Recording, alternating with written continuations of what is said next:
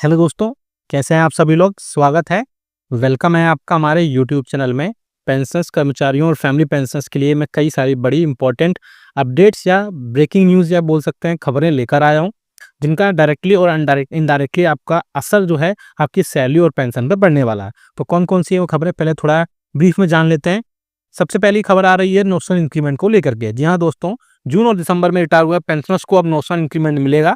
साथ ही साथ जून में रिटायर हुए कर्मचारियों को जुलाई का इंक्रीमेंट और दिसंबर में रिटायर हुए कर्मचारियों को जनवरी का इंक्रीमेंट मिलेगा। इसके रिगार्डिंग पहले भी डीओपीटी ने इसके इंस्ट्रक्शन निकाल दिए थे, लेकिन अब इसमें एक और बड़ी अपडेट निकल कर आ रही है। उस अपडेट से हम जानेंगे क्या है पूरी खबर। दूसरी बड़ी खबर आ रही है फिक्स्ड मेडिकल अलाउंसेस को लेकर के। जी हाँ दोस्तों, बहुत सारे पेंशनर्स ऐसे हैं जिनका फिक्स्ड मेडिकल अलाउंसेस अब बंद होने वाला है।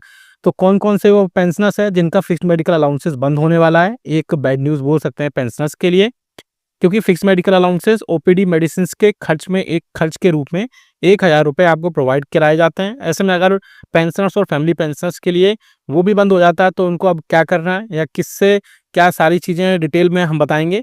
साथ ही साथ ऐसे पेंशनर्स बहुत सारे पेंशनर्स ये चाह रहे थे कि 7 सीपीसी में ही फिक्स्ड मेडिकल अलाउंसेस को ₹1000 से बढ़ा करके ₹3000 किए जाए। उसकी जगह पे अगर फिक्स्ड मेडिकल अलाउंसेस को बंद कर दिया जाएगा, तो ऐसे में अब उन्हें कौन-सी सुविधा प्रोवाइड कराई जाएगी, उसके रिगार्डिंग यहाँ पर हम बात करने वाले हैं। तीसरी बड़ी खबर होने वाली है 8वें वेतन आयोग को लेकर के। जी हाँ दोस्तों, यूनियन की तरफ से एक 18 सूत्री मांग पेंशनर्स और कर्मचारियों की तरफ से सरकार को सौंपी गई है, जिसमें और उसकी फाइल जो है मंत्रालय के पास पहुंच चुकी है। कैबिनेट में उसका फैसला लिया जा सकता है 8वें वेतन आयोग पर। इसके अलावा एक और बड़ी बात करेंगे हम जनवरी 2025 के महंगाई भत्ते और महंगाई राहत में कब से अनाउंसमेंट देखने को मिलेगी, इसकी कब कैबिनेट बैठक में चर्चा होगी, उस पर भी हम यहाँ पर डिटेल में बात करने वाले हैं। तो वीडियो थोड़ा-सा लंबा हो सकता है, बहुत इंपॉर्टेंट लेकिन इसमें खबरें मैं आपको देने वाला हूँ। उससे पहले वीडियो शुरू करने से पहले मैं एक आपसे अपील करना चाहूँगा, अगर आपने हमारे चैनल को अभी तक फ्री में सब्सक्राइब नहीं किया है, तो चैनल को फ्री में सब्सक्राइब ज़रूर करिए। सब्सक्राइब के ब्लैक बटन को दबा करके, सब्सक्राइब के ब्लैक बटन को प्रेस करके, साथ ही साथ आप हमारी वीडियोज़ की लेटेस्ट इन्फॉर्मेशन के लिए बेल आइकन को ज़रूर प्रेस करिए, तभी आपके पास हमारी वीडियोज़ की लेटेस्ट इन्फॉर्मेशन आ पाएगी और आप हमारे वीडियोज़ को इसी तरीके से आगे भी वॉच कर पाएँगे। इसके अलावा हम अपने चैनल के रिगार्डिंग एक और इन्फॉर्मेशन मैं आपको जल्दी से प्रोवाइड कर दूँ। बहुत सारे पेंशनर्स ऐसे हैं जो हमसे डायरेक्टली जुड़ना चाहते हैं या डायरेक्टली बात करना चाहते हैं। उनके लिए आप सभी के लिए अच्छी चीज़ है कि आप हमसे जुड़ सकते हैं। कैसे जुड़ना है? देन आपको सबसे पहले सब्सक्राइब करना है। सब्सक्राइब करने के बाद राइट साइड में आपको जॉइन बटन है, उस पर क्लिक करेंगे। बहुत सारे पेंशनर्स उसमें जॉइन भी कर चुके हैं और उनको जो भी उनके पेंशनरी बेनिफिट्स रिलेटेड जो भी उनकी प्रॉब्लम्स थी, जो भी समस्या थी, वो उनको सॉल्व करा चुके हैं। आपको करना क्या है, जॉइन करने के बाद आपको कमेंट बॉक्स में आप 1 मंथ के लिए हमारे प्रीमियम सब्सक्राइबर्स हो जाएँगे और आपकी जो भी समस्या होगी, वो आप किसी भी वीडियो के कमेंट बॉक्स में कमेंट लिखेंगे। उसमें आपको स्टार मार्क होके ही आएगा और हम उसको देख पाएँगे। उसके अलावा जो भी आपकी समस्या होगी, उसको विदिन 15 मिनट के अंदर उसको सॉल्व कर दिया जाएगा। जी हाँ दोस्तों, पहली बड़ी खबर की तरफ लेकर चलते हैं, जो कि आ रही है नेशनल इंक्रीमेंट को लेकर के। ऐसे पेंशनर्स जिनको लास्ट 6 मंथ में, यानी कि ऐसे पेंशनर जो जून और दिसंबर में जिनको रिटायरमेंट होता था, उनको पेंशनर्स को नौशल इंक्रीमेंट अब नहीं मिलता था। लेकिन अब डीओपीटी के जो सर्कुलर्स आया था पिछले दिनों में, जो मैं आपको पहले भी डिस्कस कर चुका हूं, उसके अकॉर्डिंग माने तो जून में रिटायर हुए कर्मचारियों को जुलाई का इंक्रीमेंट मिलेगा।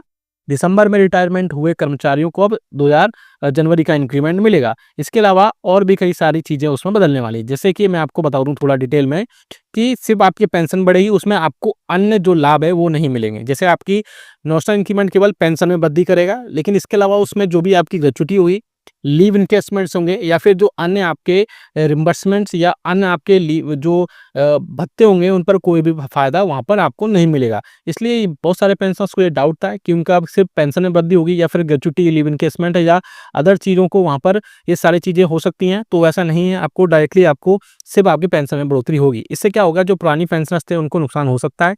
2006 से लेकर के 2016 तक के रिटायरमेंट हुए पेंशनर्स को बड़ा नुकसान हो सकता है, क्योंकि रिटायरमेंट के बाद से तुरंत नौशल इंक्रीमेंट नहीं मिलेगा और इसके अलावा ये केवल 1 मई 2023 से ही लाभ मिलेगा। पुराना एरियर आपको नहीं मिलने वाला है। अगर 3 साल का एरियर मिलना है तो उसके लिए आपको बहुत सारी चीज़ें करनी पड़ेंगी।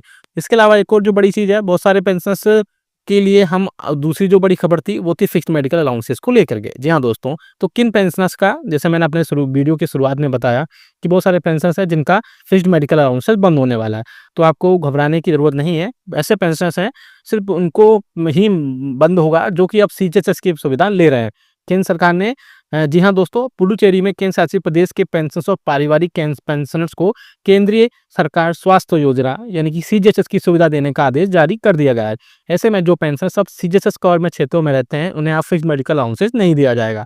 तो आप पेंशन या निर्णय वित्त मंत्रालय के विभाग के केंद्रीय पेंशन लेखा कार्यालय यानी सीपीओ द्वारा जारी कर दिया गया है और कार्यालय ज्ञापन में लिखा गया है कि ऐसे पेंशनर्स और फैमिली पेंशन जो सीजीएचएस कवरेज में अब रह रहे हैं या जहां पर नए सीजीएचएस हॉस्पिटल्स, वेलनेस सेंटर्स हैं या फिर और जो सीजीएचएस के वहाँ पे चीज़ें हैं वो प्रोवाइड अगर करा दिए गए हैं, तो वहाँ पर अब उनको फिक्स्ड मेडिकल अलाउंसेस बंद हो सकते हैं। ऐसे में अब कई सारी जगहों पर ये चीज़ें धीरे-धीरे इकट्ठे होने धीरे-धीरे हॉस्पिटल्स और वेलनेस सेंटर ओपन होने लगे हैं। ऐसे में पेंशनर्स को एक विकल्प भी दिया जाएगा कि वो फिक्स्ड मेडिकल अलाउंसेस को छोड़ करके सीजीएचएस की पूरी ओपीडी और आईपीडी सेवाओं का फ़ायदा या फिर वह लाभ उठा सकते हैं। तो ये उन खबरें ली थी।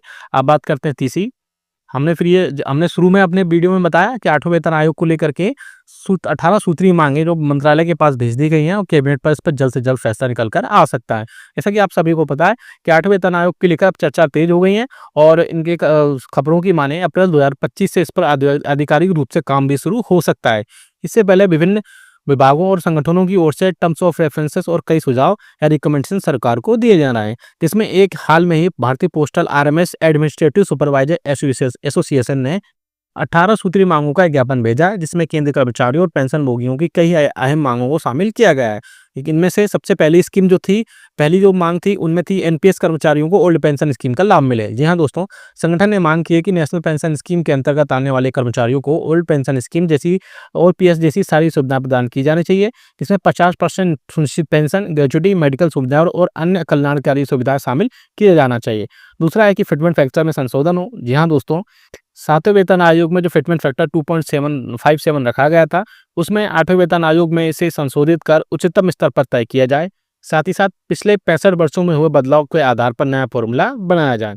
इसके अलावा 5 डेज वर्क लागू हो। वर्तमान में कुछ विभाग हैं जिनमें 5 दिन का कार्य सप्ताह लागू है, जबकि कुछ विभाग ऐसे हैं जिनको अभी भी 6 डे यानी शनिवार को भी कार्य करना अनिवार्य है। संगठन की मांग है कि सभी कर्मचारियों को 5 दिन का कार्य सप्ताह लागू किया जाना चाहिए। इसके अलावा 4th बड़ी डिमांड है कि पे मैट्रिक्स का पुनर्गठन होना चाहिए। 7वें वेतन आयोग के वेतन मैट्रिक्स में बहुत सारी एनोमोलीज या विसंगतता पाई गई थी, जिसके कारण समान पदों पर कार्यरत कर्मचारियों को वेतन में असमानता बनी हुई थी। इसलिए नए वेतन आयोग में पे मैट्रिक्स का पुनर्गठन किया ही जाना चाहिए, जिससे पे मैट्रिक्स का पुनर्गठन होने से वहाँ पर सारी जो एनोमोलीज थी उनको वहाँ पर ठीक किया जा सके। इसके अलावा एमएससीपी में संशोधन और प्रमोशन के नए नियम बनाए जाने चाहिए। 5वीं बड़ी डिमांड यह है मॉडिफाइड अश्योर्ड करियर प्रोग्रेशन यानी एमएससीपी आप जानते हैं, योजना की इसमें समीक्षा की जानी चाहिए, इसको रिव्यू किया जाना चाहिए और प्रत्येक कर्मचारियों को 5 चरणों में प्रमोशन देने की नीति बनाई जानी चाहिए। जी हाँ दोस्तों, आप सभी को पता है कि एमएससीपी हर 10 साल में और डिफेंस एम्प्लॉइज़ को 8 साल में प्रोवाइड कराई जाती है, लेकिन यहाँ पर हर 5 साल में एक कर्मचारी को प्रमोशन देने की यहाँ पर नीति बनाई जाए या फिर एक एमएससीपी 5 साल में प्रोवाइड कराई जानी चाहिए, ऐसी यहाँ पर डिमांड की जा रही है।